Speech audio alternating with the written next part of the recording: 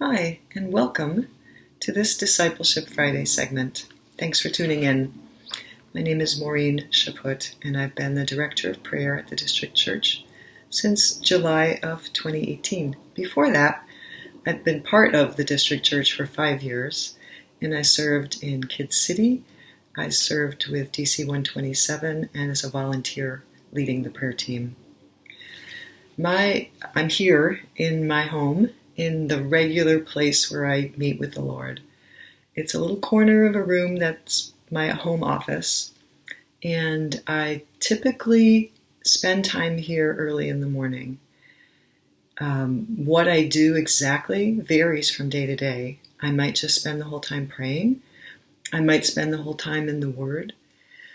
But what I'm looking for is a shift in the way I'm thinking, a new understanding of who God is, or an understanding about my situation, whatever I'm praying about, a new way of seeing the world. I know that I've met with God when something shifts in my spirit or in my attitude or my emotions. Today, I'm going to be talking to you about using the prayers in Scripture. And I really hope that you know this book. I hope that you're spending time to know the riches in this book that we have. There are prayers throughout Scripture from the beginning to the end, and they've been prayed by leaders, by regular people, fathers, mothers, people who didn't even know God, people who were foreigners, people who were in the midst of really difficult situations have recorded their prayers in this book.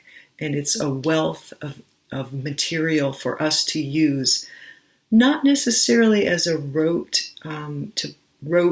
exercise to pray it word for word, but to use it as a template, as a way of approaching God, to pray about a specific person, situation, need, to ask for wisdom, to seek guidance.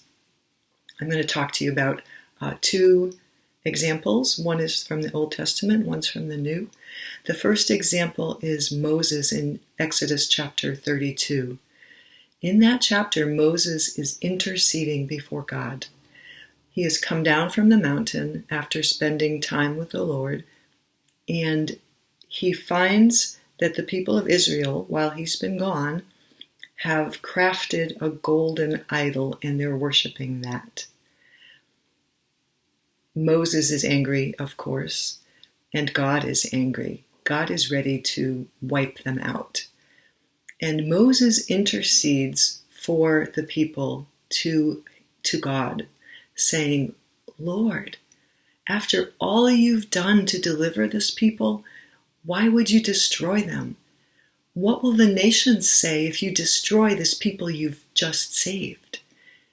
He also calls to mind the promises that God made to Abraham, Isaac, and Jacob's promises that were for generations yet to come. And Moses says, what about those promises? They'll never be fulfilled if you wipe them out.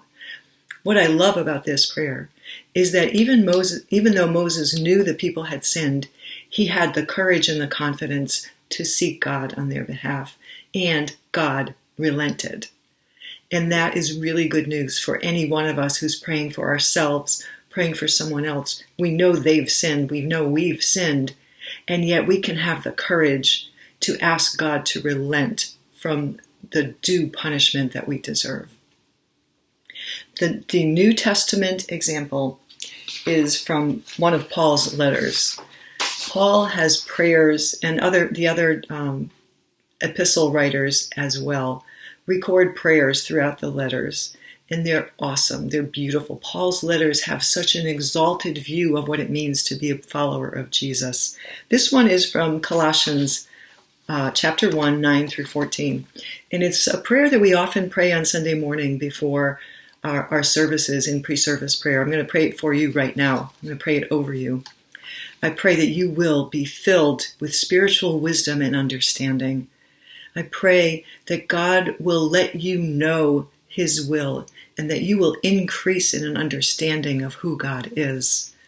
I pray that today and in the days ahead, you'll have the power to walk in a way that pleases the Lord, that you will bear fruit in good works no matter what setting God has you in right now, and that you will be strengthened with all power according to the glorious might of the Father.